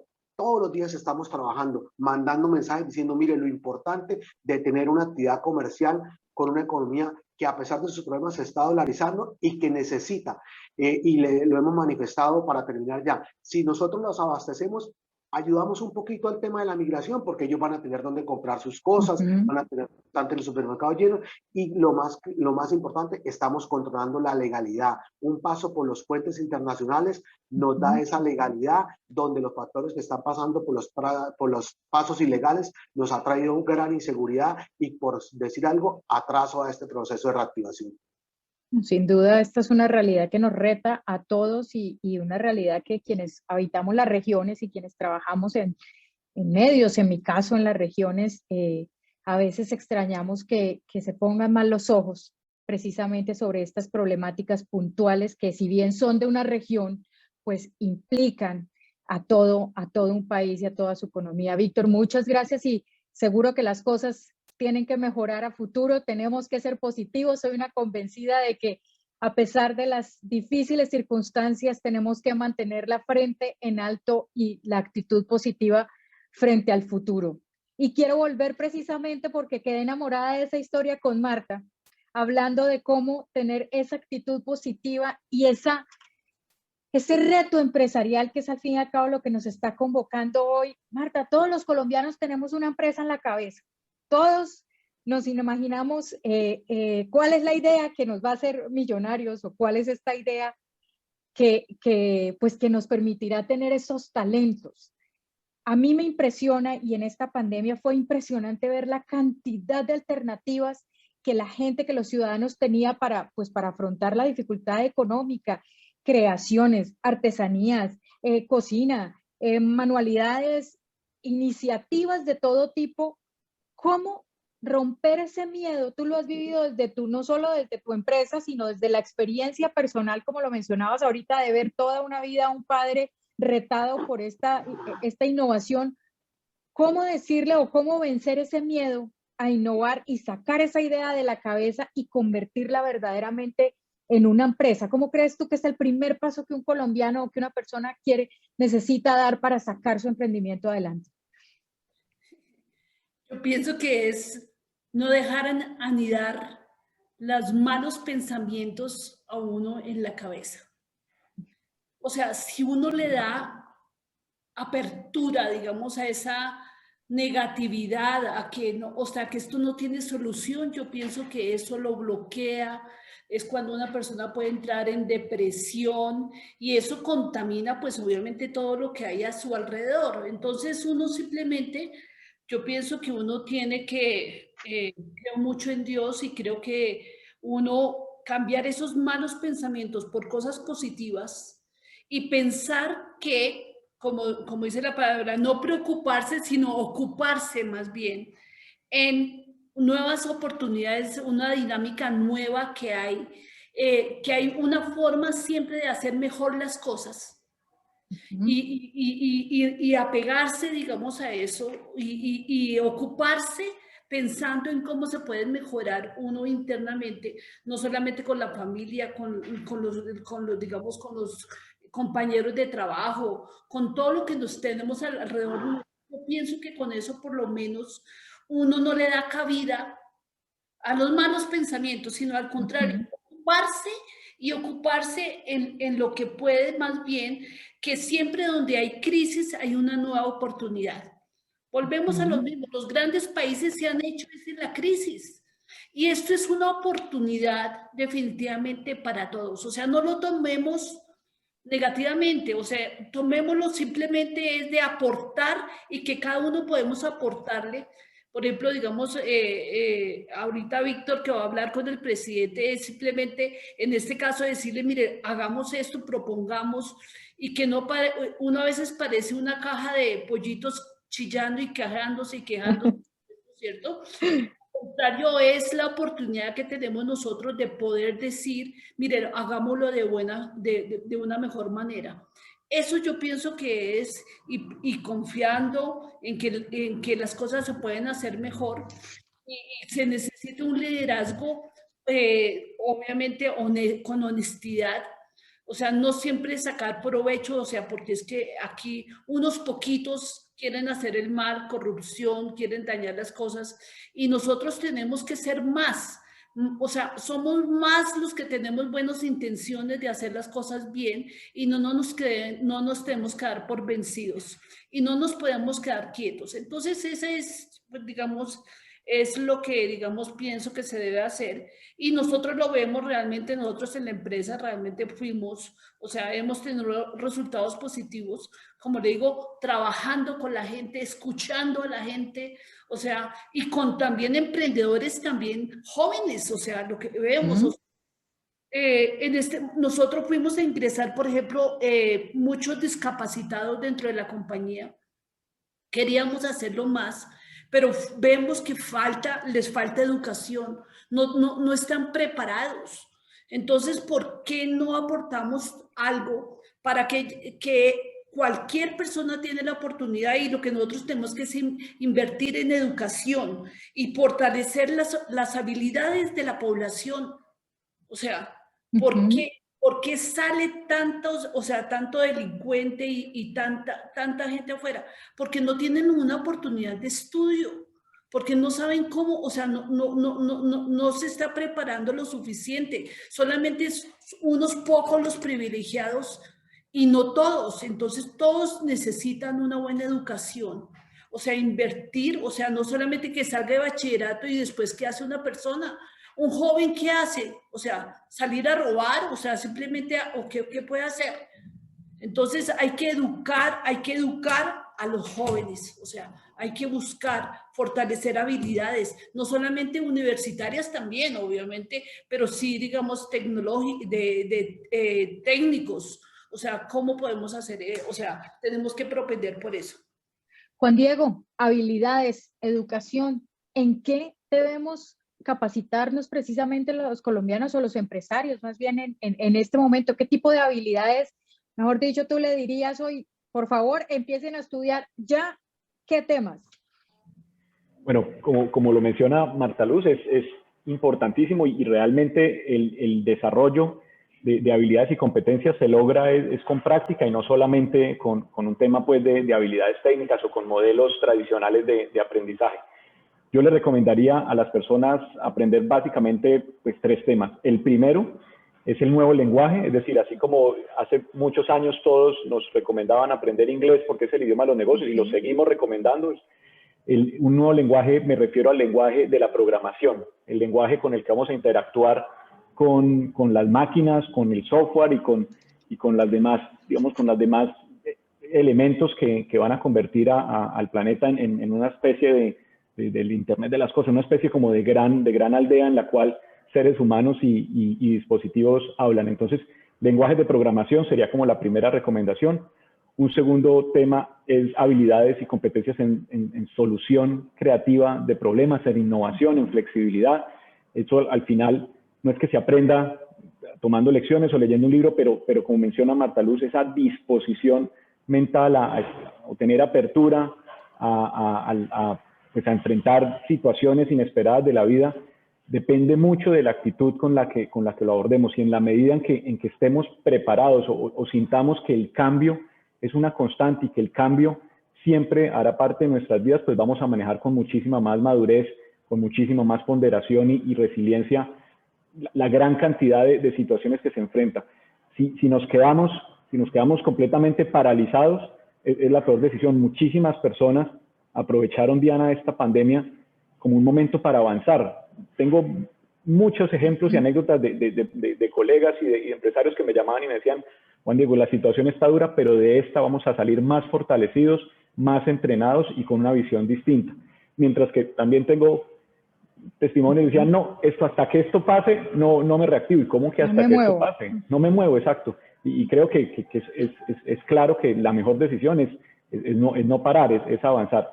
Y lo tercero que recomendaría estudiar o aprender, habilidades blandas, es decir, todo el tema de habilidades comunicativas, de liderazgo de equipos, de cómo tomar buenas decisiones. Son habilidades que, independientemente del rol que uno ejerza o de lo que haya estudiado técnico, tecnológico o incluso de educación formal, las habilidades blandas o habilidades para la vida son muy necesarias y es algo que incluso desde los colegios a veces no lo vemos pues con tanta importancia, con esa claridad, el manejo de emociones, la llamada inteligencia emocional. Entonces, creería que en esa recomendación de lenguajes de programación, la creatividad, la innovación, la flexibilidad y finalmente habilidades blandas para un manejo pues más racional de las emociones. Gracias, Juan Diego. Víctor, ustedes desde el transporte, ya vimos las necesidades, conocimos las necesidades, pero desde esta visión positiva que propone Marta, ¿cuál fue como esa apuesta que está siendo ganadora en este momento para ustedes desde la carga, o ese gran triunfo o orgullo que ustedes pueden mostrar en esta época, de decir, este es el camino que queremos seguir o este es el camino que nos llena de orgullo? Pues definitivamente alternativas, como lo dice, a mí me impresiona la historia de la señora de colchones de Santander, porque mi padre lleva 50 años en el transporte de carga y ha pasado por momentos muy duros ahorita en pandemia por el tema de la empresa, pero como quien dice, bueno, vamos a Si no se puede por ahora por Venezuela, tenemos la alternativa de seguir transportando y mirar esa buena alternativa que es el transporte multimodal, con el ejemplo que hay en Barrancabermeja también, que nosotros tenemos alternativa de poder buscar el río Magdalena pues con el departamento hermano de Cesar. Entonces, digamos que hemos tratado de eso. Bueno, si por ahorita por Venezuela, pues vámonos a buscar ese y subámonos al tren de esas propuestas que nos tiene el gobierno nacional de que busquemos la línea férrea. Yo pienso que lo que decía también la academia, hemos hecho aquí atrás de la Alianza Logística del Norte de Santander un convenio con las universidades, porque definitivamente estamos en una era del conocimiento y tenemos cada día a día del sector, tenemos que profesionalizarnos, industrializarnos y ser de alguna manera con esas estrategias de marketing, de mercado que han salido, pues estar a la medida. Pues, el mensaje también es positivo y aunque tenemos miles de dificultades ahorita, pues hay un sector y no solamente un sector, un comité intergremial que está aquí luchando por querer hacer región y por esa enseñanza bonita que nos decían de la unidad importante, lo queremos hacer con el departamento de Santander, lo que queremos hacer con Cesar y poder de alguna manera sacar iniciativas de los 3 departamentos adelante. Unidad, Susana, precisamente y tú trabajas en eso, unidad, convocar, convencernos a todos de que debemos estar ahí juntos para sacar esta región adelante. Susana, ¿cuál es ese proyecto que para ti es el proyecto soñado en que como región nos debiéramos unir, impulsar adelante y decir es que si sacamos esto como empresarios y como región, la historia es otra cosa? Bueno, sí, realmente qué enriquecedor escucharlos porque va, o sea, siento que estamos como bastante alineados y miren que escuchar oportunidades después de crisis, alternativas, realmente el camino es por ahí. Y eso fue lo que nosotros desde nuestra región y de la organización empezamos a contemplar y es precisamente mirar que la internacionalización de nuestro territorio y de buscar diversificar nuestra economía nos va a ayudar a salir adelante o por lo menos a pasar quizás esta página que nos dejó bastante impactados pues al país y al mundo, ¿no? Entonces, nosotros como región tenemos que seguirle apostando mucho más a la diversificación de nuestros mercados, a la internacionalización de nuestra región para lograr como tener un crecimiento o incluso potenciar mucho más nuestras empresas y la economía de cada una de las empresas y de la región. Entonces, sí invito a que el sector privado siga como contemplando mercados internacionales. Al hacerlo realmente nos lleva a mejorar nuestros productos, a ser mucho más competitivos, a generar empleo. Entonces, ampliar nuestra visión y ver mucho más allá, eso directamente implica que nosotros como empresas crezcamos y por supuesto se genere un bienestar a la región y pues a la población. Entonces, yo creo que el camino es por ahí y nosotros desde la organización eso estamos impulsando, eso estamos jalonando, motivando a que los empresarios de la región piensen mucho más grande, piensen hacia afuera, miremos otros mercados porque si bien saben, nosotros somos un poco no, bastante petróleo dependientes. Entonces, pensar en que hay otros sectores, en que hay otros mercados hacia afuera, en que hay cosas diferentes y que hay que diversificar, es el camino. Ana, muchas gracias y bueno, se nos acaba el tiempo. Para mí un honor estar con ustedes en este espacio, escuchando todos esos retos, todas esas buenas prácticas y todo ese, sobre todo, mensaje de positivismo, de no rendirse, de seguir adelante y de ser capaces como empresarios de seguir impulsando el crecimiento regional.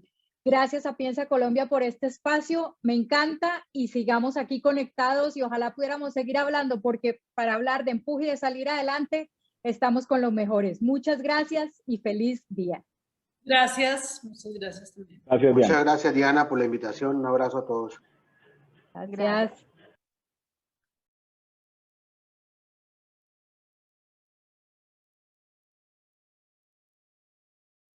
Muchas gracias por ese saludo. Qué gusto que nos encontremos acá en este escenario fantástico. Y tengo la misión, la tarea a esta hora de conducir un momento muy especial con la educación, con la juventud y una chica que yo diría que es un crack en todo lo que ha venido haciendo. Permítanme, saludamos en este escenario de Piensa Colombia a Andrea Lorena Cárdenas. Andrea, ¿cómo andas? ¿Cómo estás? Muy bien, muchas gracias. ¿Te gustó que hubiese dicho crack, algo así? ¿O estuvo bien, no? Sí, sí. Bueno, tú eres una chica muy joven que has demostrado con tu comportamiento académico, pero que también con tu estilo de vida poder avanzar en muchas cosas. Y te lo quiero poner de esta manera empezando porque no sé si te has dado cuenta, que seguro sí, que te has convertido en un gran referente, no solamente de los jóvenes y la educación, sino de las personas que empiezan a tener metas, que empiezan a soñar con algo. ¿Es así? ¿Tenías esta meta de alcanzar el puntaje que alcanzaste y que lograste? Pues yo siempre sabía que tenía y quería sacar un excelente puntaje. Pero espérame, ¿desde cuándo Esa sabías? fue mi meta. Pero ¿desde cuándo lo sabías? Estoy hablando de octavo grado, noveno, décimo, ¿desde cuándo lo sabías? ¿O lo tenías en mente? Desde décimo. Yo sabía que me iba a ir muy bien. Entonces, cuando uno tiene esa meta, cuando uno tiene el objetivo trazado, es muy fácil lograrlo porque uno trabaja día a día por eso que quiere. Y da de su parte, da lo mejor de sí mismo y da más de lo que le pide. Me gusta lo que dices de trabajar día a día y me dices que es fácil. Yo no sé qué tanta gente puede interpretar que un puntaje 500 sobre 500 sea tan fácil, pero sí estoy seguro que tú has dicho una gran primera pequeña entrando conclusión de decir que hay que trabajar duro día a día, ¿no? ¿Ese es un estilo de vida tuyo permanente en todo? Sí, sí, si no tuviera eso, no podría lograr varias de las cosas que he logrado hasta este punto. ¿Sí? Entonces, cuando yo digo que es fácil cuando tú tienes el objetivo trazado, pero todo el proceso que se lleva a cabo es complicado. Obviamente el éxito no se logra fácil, hay que sacrificarse y hay que trabajar mucho para lograr eso. Sí, esto que tú dices es indudablemente un escenario para todos los terrenos de la vida, ¿no? No solamente en la academia, en el trabajo, en el deporte. Y ahora que tú has empezado a construir ese edificio, llamo yo, porque eres muy joven, y un edificio que seguramente tendrá muchos pisos, estás aspirando, te encantaría estudiar de pronto medicina y toda esta historia. ¿Cómo está esa meta tuya? Bueno, has pasado el primer escalón, listo. Puntaje perfecto. ¿Ahora qué viene para ti? ¿Qué tienes en mente tú? Claro, se vienen muchas cosas. Estoy haciendo un curso de inglés con la Universidad de Arizona que me ofreció una beca. Me parece tan interesante que una universidad del exterior ponga sus ojos en el talento académico internacional, en el talento académico de Colombia. Eso me encantó y estoy muy agradecida. Entonces, eso por ahora, lo que se viene ya a empezar mi carrera, estoy muy feliz, muy entusiasmada, siempre poniéndole la mejor actitud a cada proyecto que uno va a emprender y a cada etapa de su vida que va a iniciar. Y ya, ver qué pasa, dar lo mejor de uno mismo siempre. Bueno, nosotros estamos hablando con Andrea Cárdenas y este es un proceso y un momento importante, ese efecto Ripley que Piensa Colombia pone sobre la mesa para compartir con toda la gente que hasta ahora nos ve. Le agradecemos a la audiencia y a todos los que están conectándose también con nosotros para escuchar y para conocer también impresiones de una chica tan joven que nos empieza a mostrar una región desde otro punto de vista, no solamente desde la educación como tal, sino desde el temperamento, como ella misma lo ha hecho, la decisión, el compromiso. Y todo esto, de pronto, Andrea, son ingredientes necesarios para todas las cosas de la vida. ¿Tú lo consideras así? Y le dices a los jóvenes, mira, no esperes tanto, toma decisiones ya. Totalmente. Cada aspecto de la vida depende de esto, de cómo estás tú en tu mente, que es muy poderosa, porque la mente lo es todo. Y la actitud, que es fundamental, como ya te dije con lo que anteriormente expliqué sobre las situaciones que se presentan en la vida y qué actitud decides tomar ante ellas. El sueño, el gran sueño tuyo, y te lo quiero preguntar así, antes de la presentación de tu prueba, si lo puedes determinar o describir, y un sueño después de esto, ¿se acrecentó el sueño, se fortaleció, llegaron un montón de ideas tuyas sobre esto? Pues, como yo te dije, yo sabía que tenía y quería sacarme un buen puntaje porque yo tenía la necesidad de estudiar medicina. Yo quiero estudiar medicina. Y como pues todo el mundo sabe, es una carrera bastante costosa. Entonces yo dije, tengo que sacar un excelente puntaje para ser admitida en una universidad y dar lo mejor de mí en esta carrera. Pero gracias a esto, Dios mío, es increíble y que recibí una beca y puedo estudiar en la universidad que quiera, la carrera que quiera. Entonces, definitivamente a uno se le abren las puertas, hay muchas oportunidades. Pero entonces sí llegarían más sueños, te lo pregunto, ¿llegarían otros sueños que estaban por ahí de pronto que aparecieron con esto? Entonces sí se sumaron varios sueños para ti. Digamos que mi pregunta apunta a que este logro tuyo, este esfuerzo tuyo te representa un escalón adicional también para seguir avanzando. Claro, yo digo que de este logro tuve aprendizajes también, tuve aprendizajes a nivel personal, a creer más en uno mismo, a demostrarse que uno es capaz de lograr todo lo que se proponga, ¿sí? Y también a entender que la vida no es fácil, que hay situaciones difíciles, pero que todo depende del esfuerzo, de tu trabajo, de la disciplina, de tu determinación y de tu actitud. Sí, tú has nombrado, como te lo dije al rato, la receta perfecta para uno avanzar en los caminos de la vida, pero ocurre también a veces que cuando se está en estas etapas de jóvenes, a veces no se tiene muy en cuenta esto, ¿no? Cuando tú me hablas de esto, tiene mucho que ver con la casa, con el hogar. ¿Cómo ha sido tu vida en el hogar también en torno a estas disciplinas que tú nombras? Ay, pues mira, yo soy muy familiar, a mí me encanta compartir el tiempo con mi familia. Yo vivo con mi mamá, con mi papá y pues cuando mi mamá se enfermó, uno realmente valora las cosas. Entonces, para mí los momentos que tengo en familia son lo más sagrado. Siempre que uno tiene la oportunidad, Andrea, de estar con la familia, sobre todo con papá y mamá, cuando están, los consejos de ellos son determinantes, ¿no? El apoyo de ellos, evidentemente son nuestros padres, pero siempre están permanentemente orientándonos en muchas cosas. A veces, tengo que decirlo, y te lo tengo que decir a ti, a veces no tenemos la gratitud para estar conectados con ellos y pensamos que nosotros somos los dueños del mundo, pensamos que tenemos toda la capacidad y a veces pensamos que solo con la actitud y ganas podemos lograr todo y resulta que esto apenas es una parte. ¿Qué consejo recuerdas tú de papá y mamá? ¿Qué te marcó a ti de ellos en alguna sugerencia, en algún ejemplo que te hubiesen dado? Mi mamá me ha dado tantas lecciones en esta vida y mi papá también ha hecho cosas muy importantes, me ha dicho cosas muy importantes. Yo creo que de las más importantes que me han dicho y que me han marcado como persona, y digo, Dios, regálamelos para que por muchos más años ellos me puedan seguir guiando, porque no sé qué haría sin ellos y sin sus palabras, sus consejos sabios. Siempre ser una excelente persona, ser un excelente ser humano. Mira a la gente que hace las cosas bien, con rectitud, pensando en los demás, que se preocupa por los demás. Es una persona que recibe muchas bendiciones. Sin duda. ¿Hay algo que de pronto a ti te gustaría quizá mejorar ahora que quizá tus etapas van avanzando y ya considero yo que tienes una voz y un voto importante en el escenario? ¿Hay algo que a ti te gustaría hacer también por la ciudad? Claro, sí. Me gustaría poder mejorar la ciudad en materia de educación y en materia social también. Dame un segundo, tú hablas de educación y materia social. ¿Educación por qué? ¿En qué notas tú esto? Eso va muy ligado a lo social también por la desigualdad que hay.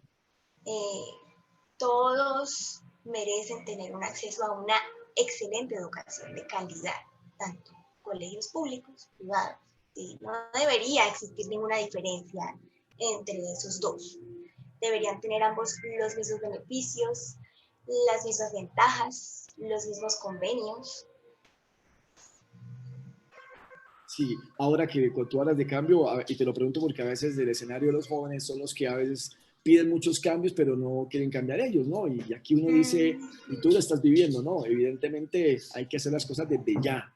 Hay que empezar a tomar decisiones importantes desde ya y tal vez no esperar cuando se esté más grande o más adulto para tratar de enderezar un camino que quizá venía no tan bien porque no le pusimos tanto cuidado, pero en el caso tuyo, fíjate que sí, mira, tú me hablas ahora que desde siempre pensaste que querías, bueno, tener un gran puntaje porque tu sueño es la medicina y sigue siendo tu sueño, por supuesto, ¿no? Sí, así ¿Y es. cuándo crees tú que ese sueño se va a empezar a construir, el de la medicina? Ya, el próximo semestre empiezo a estudiar y de ahí para adelante. ¿Dónde vas a estudiar, Andrea? Te lo pregunto. Voy a estudiar en la Universidad Javeriana de Bogotá. Listo.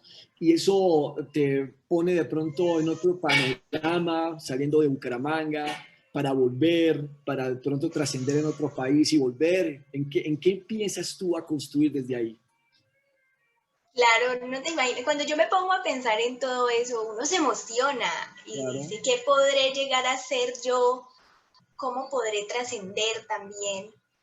Y claro, yo, si bien quiero ir al exterior, formarme allá también, pero obviamente regresar a la tierra de uno y aportarle porque este es un país que tiene muchas cosas, falta explotarlas. Sí, la otra vez hablaba con alguien y le decía que si uno tiene metas y no tiene fechas, no es meta, ¿no? Porque son apenas ideas, ¿no? Hay fechas, no importa a largo plazo, en donde tú digas, mira, en 2 años pienso esto, en 5 lo otro. ¿Hay alguna fecha para esto ya? ¿Tienes en tu mapa mental algo así? Pues ahorita la prioridad es ser médico, obtener mi título como médico general. Es mi prioridad. Ya durante la carrera iré descubriendo algo más. La vida siempre a uno lo sorprende.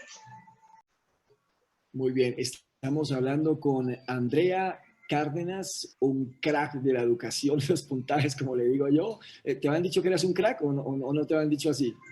No me habían dicho así. Es un crack, ¿no? Un crack es el personaje máximo en todo, ¿no? El crack para el deporte, el crack para el escenario laboral y ahora tú en la educación.